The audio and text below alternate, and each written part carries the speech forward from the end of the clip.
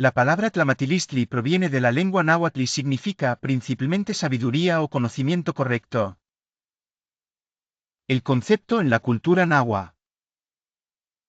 El camino de la vida. Para la filosofía náhuatl, el conocimiento correcto o Tlamatilistli consiste en saber encontrar y trazar un camino a través de la vida.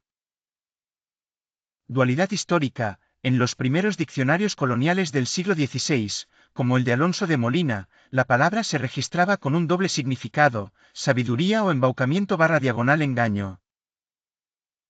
Esto se debe a que el conocimiento también incluía las artes mágicas, los sortilegios y el manejo del destino, lo cual los colonizadores asociaban con la astucia o el truco. Composición de la palabra.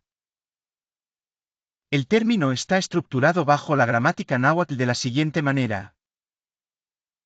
Mati, raíz verbal que significa saber o conocer. Tla, prefijo que indica un objeto indefinido, saber algo o de cosas. Listli, sufijo abstracto que transforma la acción del verbo en un sustantivo.